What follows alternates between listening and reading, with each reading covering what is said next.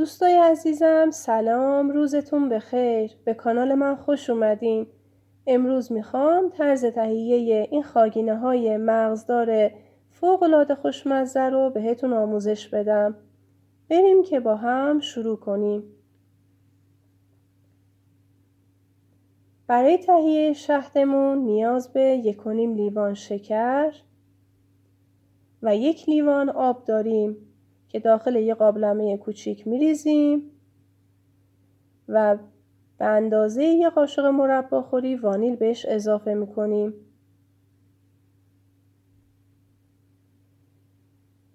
و یه مقدار زعفران دم کرده هم به شهدمون اضافه میکنیم و میذاریم یه کنار.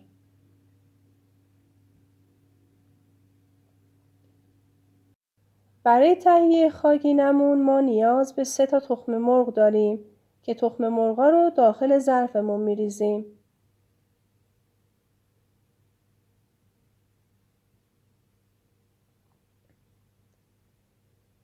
به اندازه یه قاشق مرباخوری وانیل بهش اضافه میکنیم. به ازای هر تخم مرغی که داریم 2 قاشق غذاخوری پر آرد نیاز داریم. یعنی در کل 6 قاشق غذاخوری پر آرد به موادمون اضافه میکنیم. حالا 2 قاشق مرباخوری پودر دارچین که حالا بسته به ذائقتون میتونه کم و زیاد بشه و 1 قاشق مرباخوری پر پودر هل و 2 قاشق مرباخوری پکینگ پودر به موادمون اضافه میکنیم. به ازای هر تخم مرغی که داشتیم 2 قاشق غذاخوری ماست نیاز داریم. یعنی در کل 6 قاشق غذاخوری ماست لازمه، ولی در ابتدای کار همه ماست رو به موادمون اضافه نمی کنیم. نصف این مقدار رو به مواد اضافه می کنیم و شروع می کنیم به هم زدن. چون بسته به بزرگی و کوچیکی تخم مرغ و غلظت ماستی که ازش استفاده میکنین مقدار مصرف ماستتون میتونه کم و زیاد بشه. پس در ابتدا نصف مقدار ماست رو بهش اضافه میکنیم و خوب هم میزنیم و اگه لازم بود و غلظت مایمون غلیظ بود بقیه ماست رو بهش اضافه میکنیم. حالا من بقیه ماست رو هم بهش اضافه میکنم و در کل 6 قاشق غذاخوری ماست استفاده شد.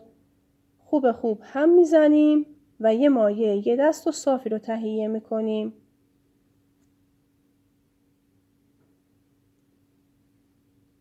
غلظت مایمون الان از نزدیک بهتون نشون میدم. باید در این حد باشه.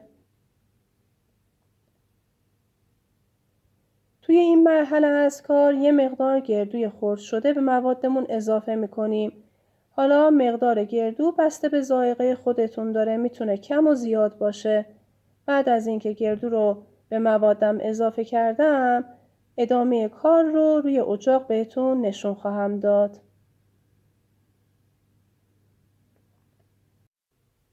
همزمان با شروع به پخت خاگینه شهد رو هم روی اجاق قرار میدیم و اجازه میدیم تا 1-2 غل کاملا بجوشه.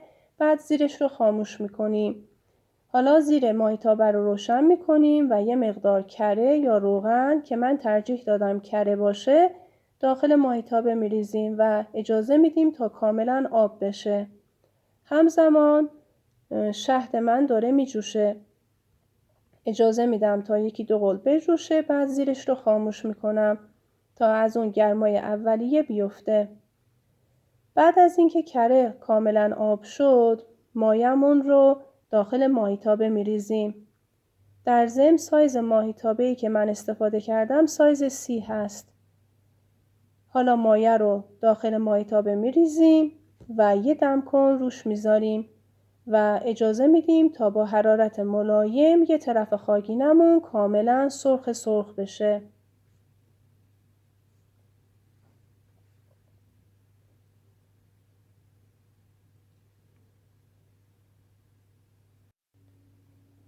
بعد از اینکه یه طرف خاگینمون کاملا سرخ شد برای اینکه راحت تر برش گردونیم چند تا برش میزنیم و برمیگردونیم و دوباره کره یا روغن بهش اضافه میکنیم و اجازه میدیم تا طرف دیگه خاگینمون هم کاملا سرخ بشه.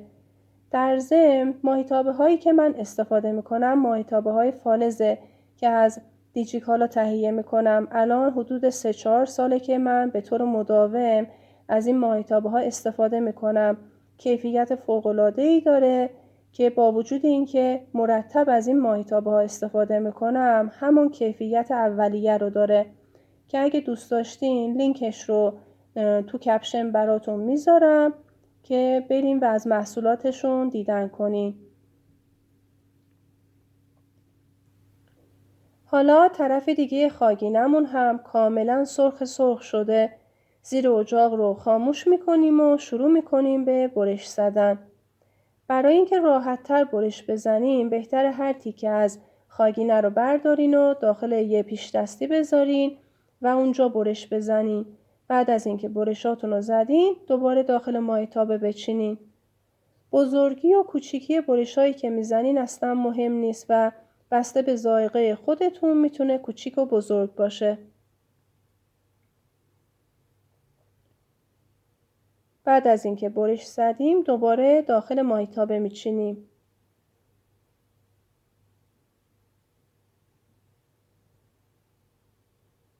حالا طرف دیگه خاگینه رو بهتون نشون میدم. کاملا سرخ شده و بقیه قسمت های خاگینه رو دوباره برش میزنیم و داخل ماهیتابمون میچینیم و شهدی رو که از قبل آماده کرده بودیم و گذاشتیم تا از حرارت اولیه افتاده ولی هنوز گرم هست رو به خاگینه هامون اضافه میکنیم و اجازه میدیم تا شهدمون کاملا جذب خاگینه ها بشه. توی این مرحله شهد رو اضافه میکنیم و یه مقدار صبر میکنیم تا جذب خاگینه بشه. خاگینه های ما آماده است. من فرصت دادم تا یه خورده خنک شد و داخل ظرفم چیدم. یه خاگینه فوق‌العاده عالی و خوشمزه که اصلاً هم خمیر نشده و بافت فوق‌العاده‌ای داره. حالا از نزدیک بهتون نشون میدم.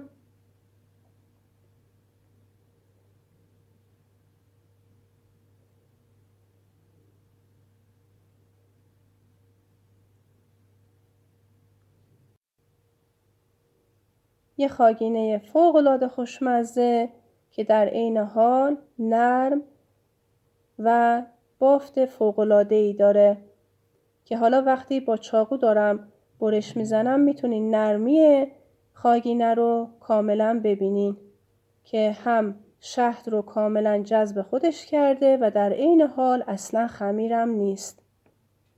حالا از نزدیک بهتون نشون میدم. خیلی عالی و خوشمزه. ممنونم که این ویدیو رو تماشا کردین. اگر پسندیدین لطفاً لایک و سابسکرایب فراموشتون نشه و توی کامنت ها منو از نظراتتون مطلع بکنین. ممنونم. به امید دیدار. خدا نگهدارتون.